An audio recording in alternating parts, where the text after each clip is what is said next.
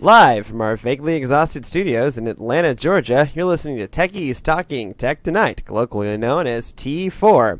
I'm your host, Trey Comstock. With me this week is just Jimmy Principe. Hello. Hello, Jimmy.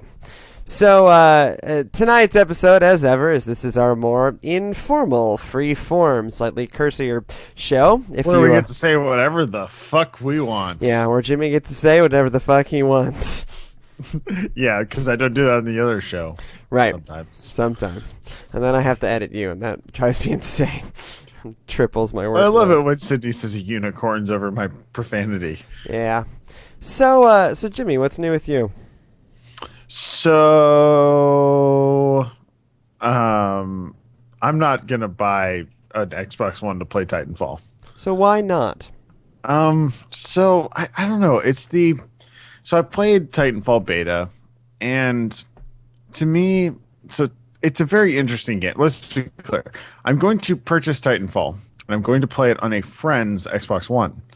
However, I have a sneaky suspicion that I'm going to play about 10 hours of the game and then be kind of done with it.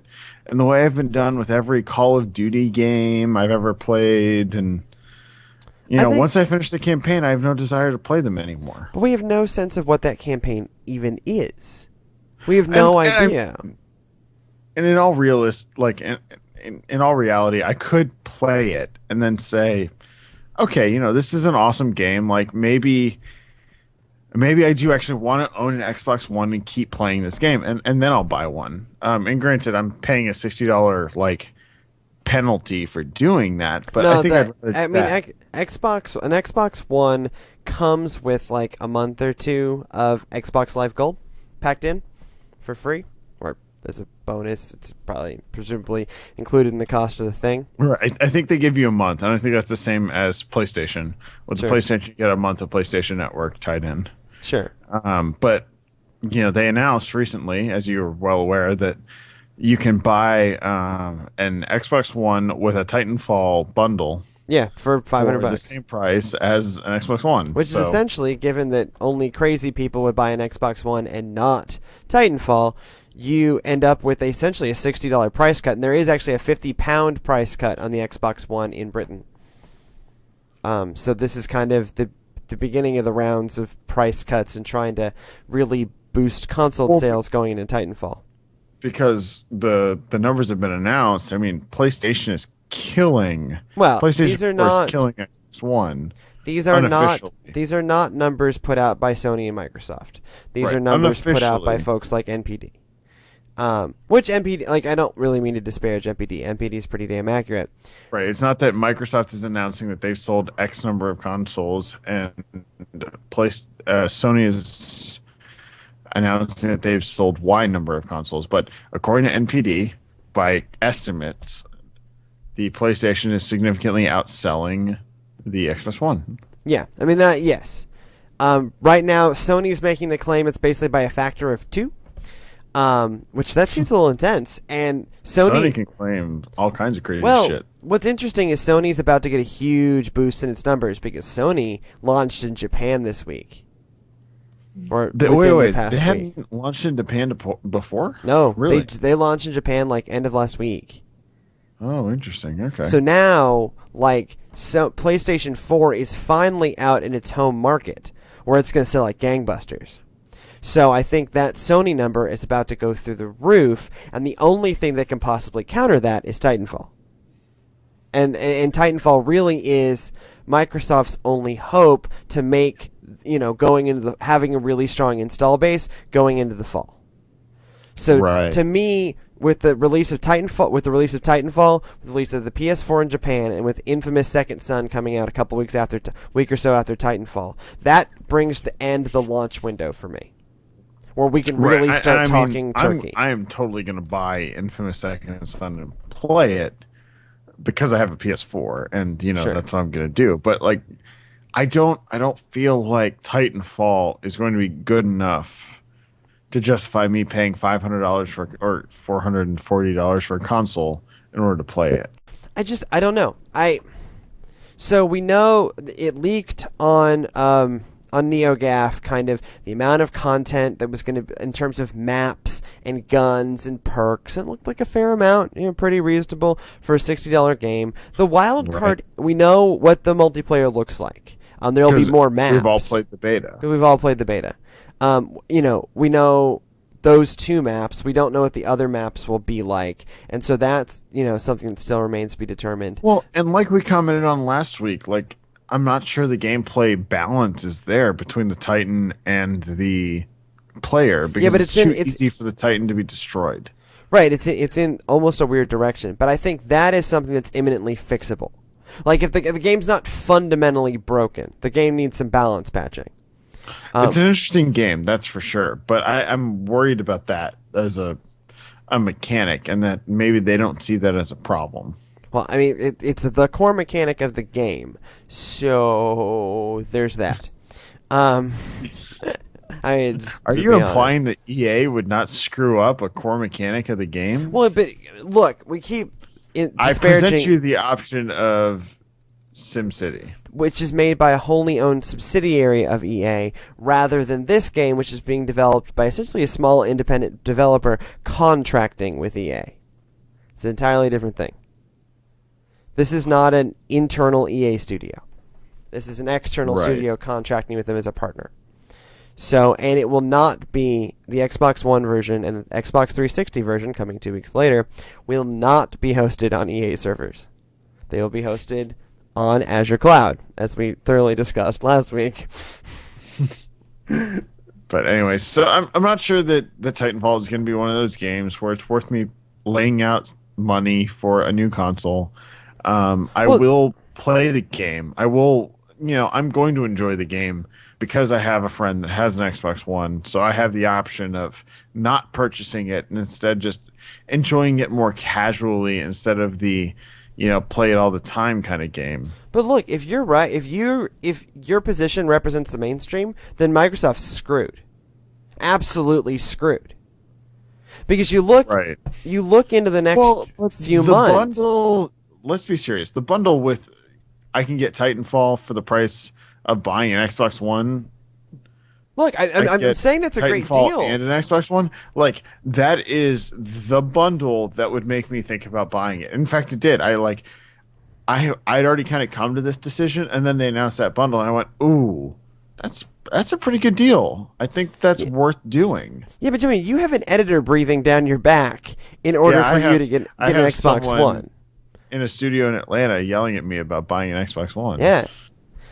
And so if you kind of take the normal consumer decision, what you're essentially saying is Titanfall isn't a system seller. I'm not sure it is. I will reserve that judgment until it is fully released. I think that the campaign needs a little bit of work. Well, we don't even know what the campaign is. Well, no, let me rephrase it. I think that the campaign needs to be good. The campaign needs to be like... Tell me something I don't know. By that I mean, I think the campaign needs to be like Modern Warfare 2 good. Sure. Which is the last game this team fully worked on before Titanfall. Which was amazing. Like, I would buy a console to play Modern Warfare. If I did not have a console at the time and Modern Warfare 2 was an Xbox 360 exclusive, I would have bought an Xbox 360 to play Modern Warfare 2. That is an amazing game. But see, the only hope for Microsoft is that this game is exactly that. That this game is essentially Modern Warfare 2 again. Because starting to look at their year, with Halo 5 now pretty sure to be pushed to 2015, what have they got coming out? We don't know. No, right now, their fall is totally empty, with Gears of War franchise being transferred to Black Tusk Studios. It's unlikely they're going to publish a game this year. So I'm sure that they'll have something in the fall. Whether or not it'll be good is an entirely different discussion. I mean, they're going to have they're going to have a great cross-platform lineup. Whatever the new Assassin's Creed is going to be, built exclusively for next gen. It's going to be the C team on Call of Duty, so I don't have a whole lot of hope for Call of Duty this year. It's not being done by Treyarch or by Infinity Ward. It's being done by a third studio, whose name I'm totally blanking on, who's only helped out on games previously. So there's that. But you've got Destiny, you've got a new Assassin's Creed. Theoretically, someday Watch Dogs will happen. I think that the last time I was in GameStop, I was talking to them, and they said that it was going to come out tentatively July 1st is what they had in their system. But they also looked at me and said, but I think that they did that just so that they had a date so they could pre-sell it. Right. I mean, right now, Watch Dogs looks. This will be the third time it's been pushed back. Watch Dogs is quite literally a giant question mark. Like, we know nothing about it. Right. And it is by far the game I'm most excited about if it ever happens. But right now, you look at their exclusive lineup, and with Halo being pushed, what does their fall look like in terms of exclusives? Nothing. As far as I'm aware, we're waiting. We'll nothing. know better at E3. But already looking at PlayStation 4, you've got Uncharted 4 coming this year. You've got Infamous Second Son coming in less than a month. Right. Well, but Infamous Second Son is the counter to Titanfall. It's Sure. Not exactly, but in the same sense that you need a spring game. Spring tentpole game. But I mean, I'm not like Titanfall has to be the system seller. Like this is their hope. Destiny is cross-platform, and so if I look at my friends and I say with exclusive content on the PS4, right. But if I look at my friends and I say, you know, what do you have? Oh, I have a PS4. Well, then, and I'm undecided. I'm going to buy a PS4. And for most gamers on the fence right now, most people have a PS4, or more people have a PS4 than an Xbox One.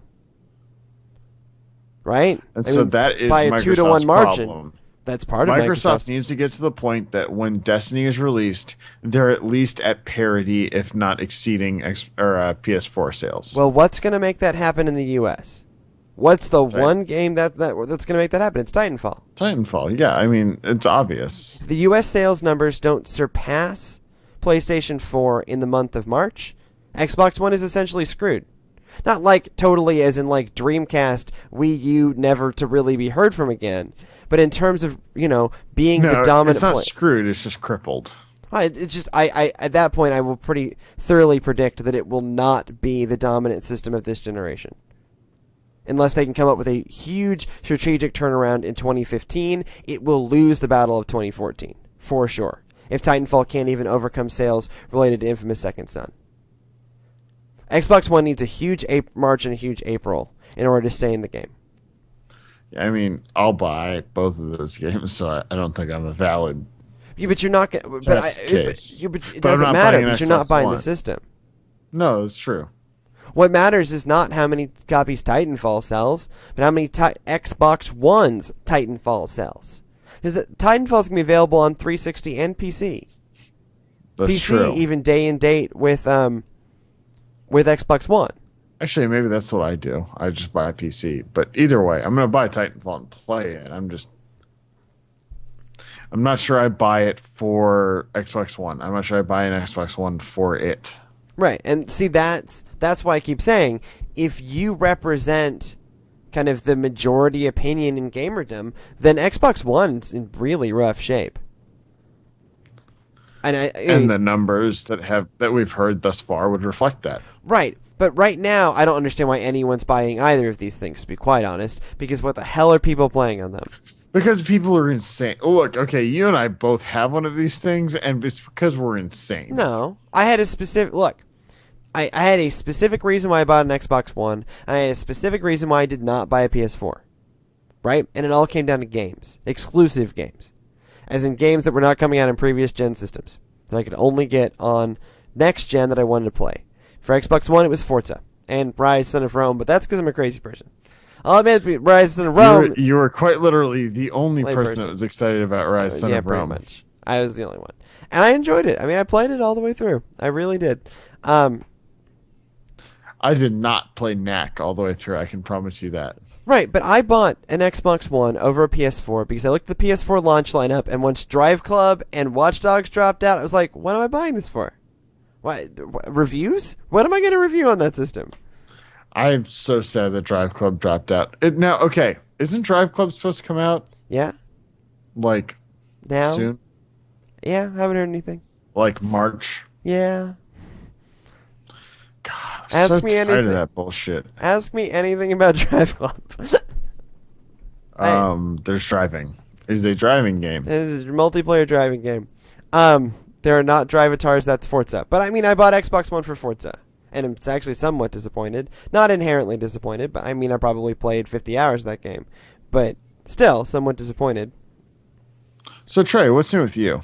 So I so I got an email about a week and a half ago, that said, finally, Freedom Pop, the wireless service provider that piggybacks off Sprint's network and gives you 500 megabytes of free data every month, and then you can do all these different promotional offers or tell your friends about it and get additional data every month.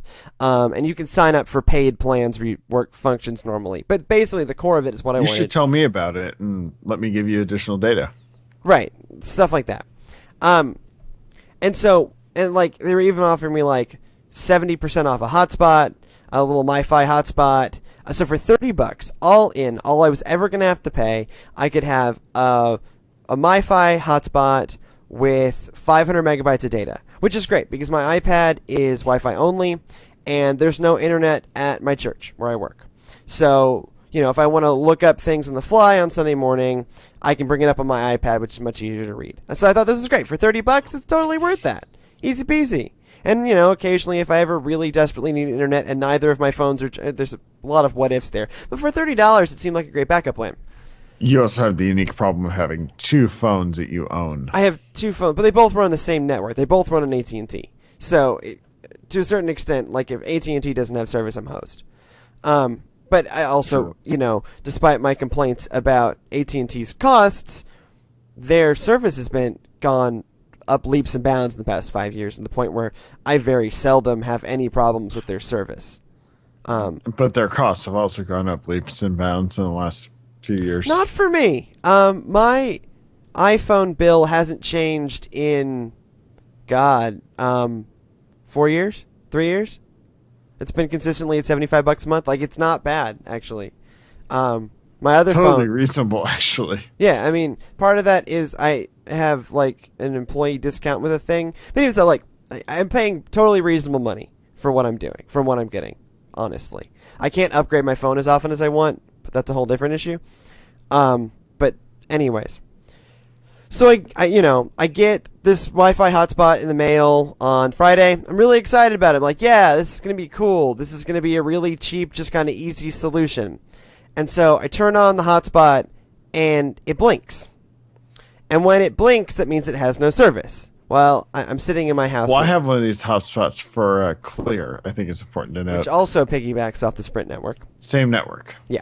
And so, and like, this is supposed to give me 3G and 4G access. Well, 4G meaning WiMAX, which is actually 4G, unlike T-Mobile's. It's legit. It's legit 3G. It's 4G. It's not as good as LTE, but it is, pretty But legit. it's better than HSPA Plus. Right, which is what T-Mo keeps trying to tell you is 4G. No, they have LTE now. I know, but they used to call HSPA Plus 4G. So anyway, so I get this thing, and it's at my house in Atlanta, and it's blinking.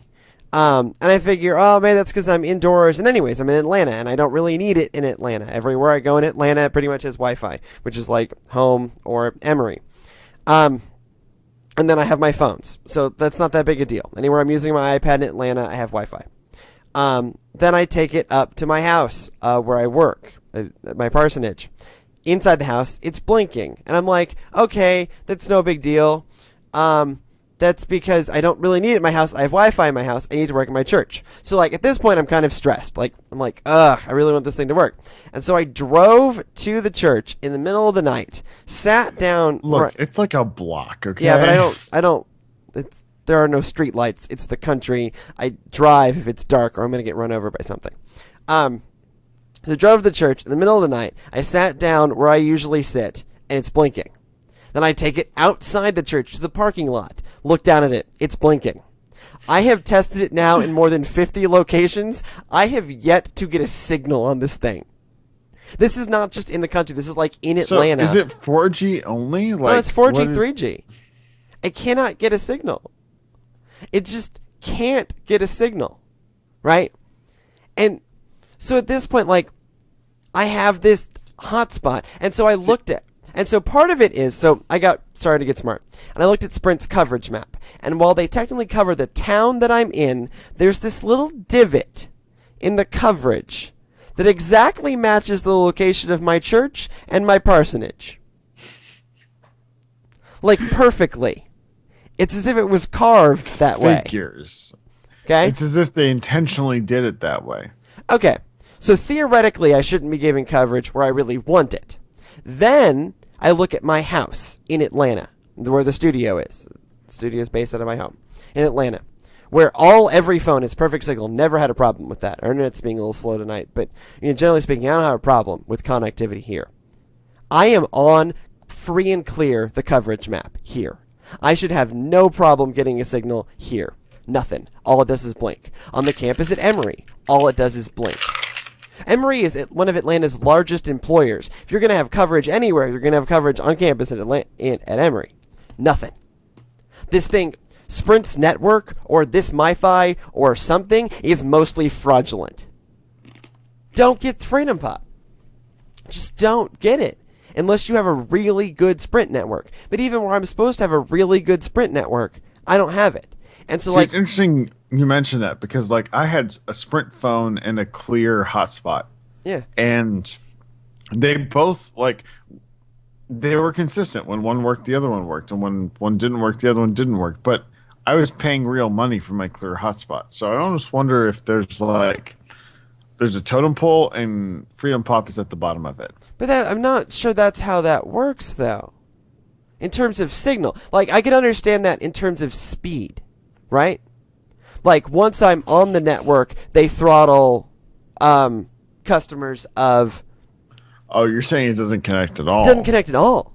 Well, maybe you have a defunct unit. Maybe your unit kind of blows. I don't know. I've got no way to test it.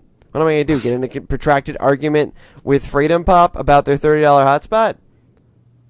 I mean, yeah, that works.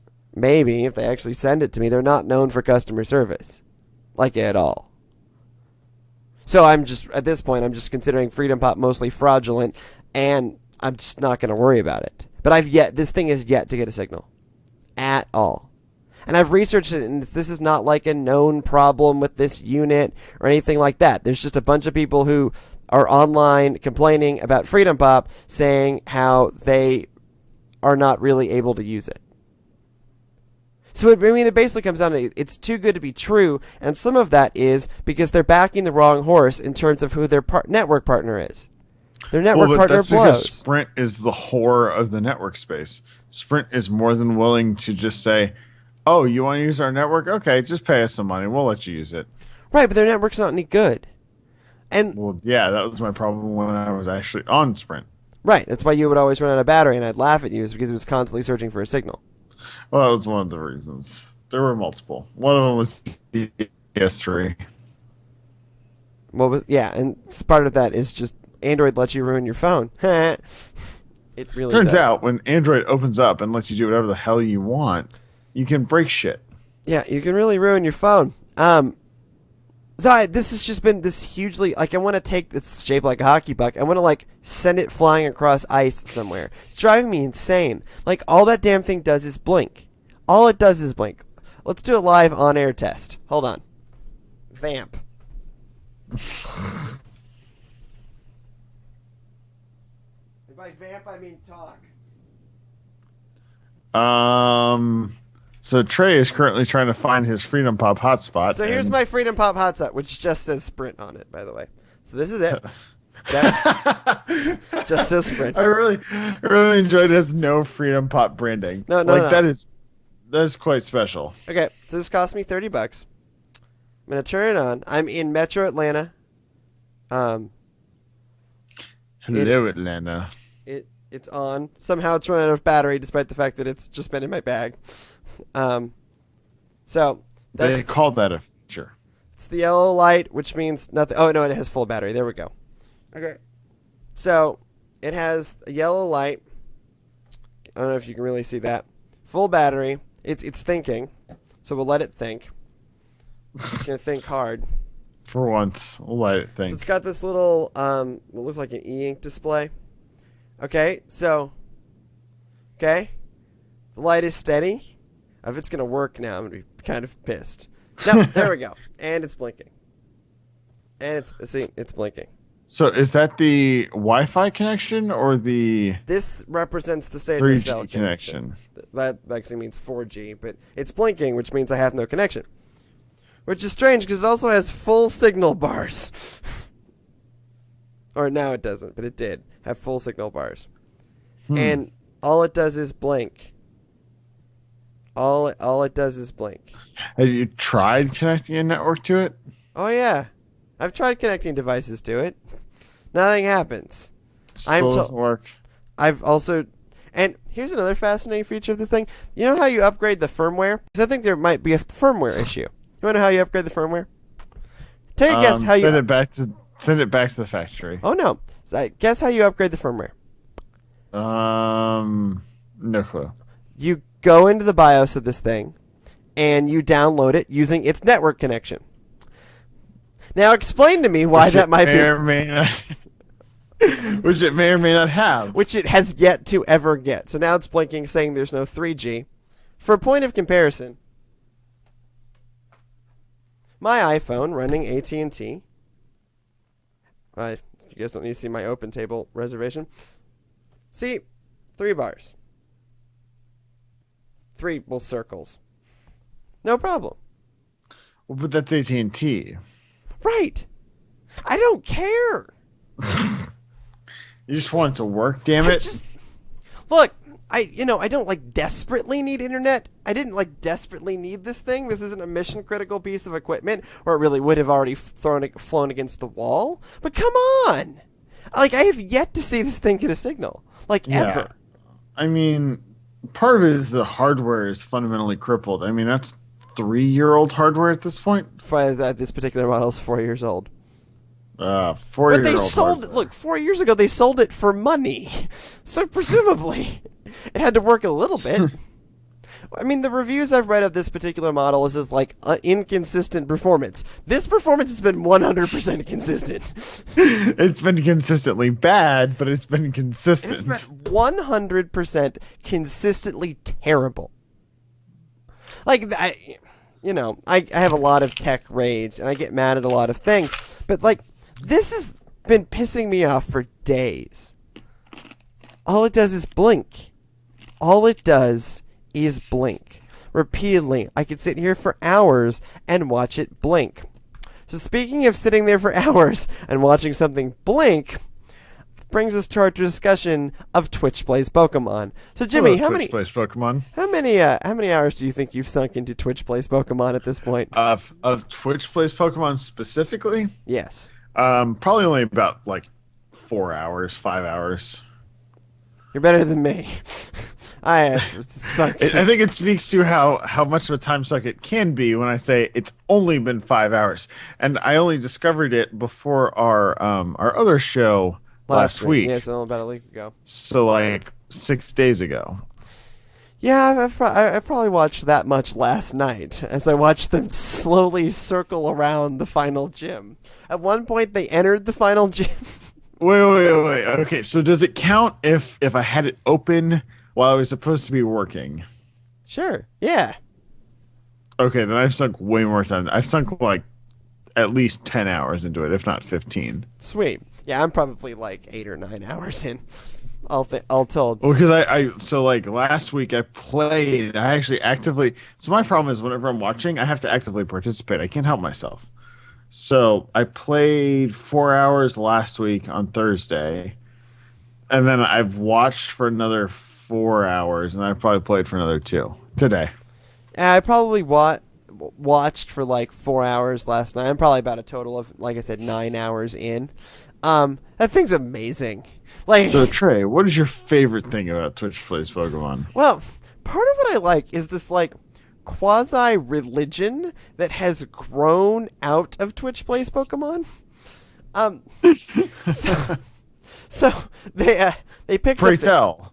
So they picked up the Helix fossil, which is an item inside the game. And of course, they would never have the organizational ability to use the Helix fossil. That's crazy. so people would just start taking it out and essentially worshiping the helix fossil.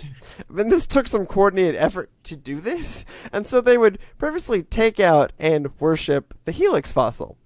And then this has become intertwined with this like idea of how Red, the character, is living out his fate as expressed by the mob rule of the internet in some form of a divine will.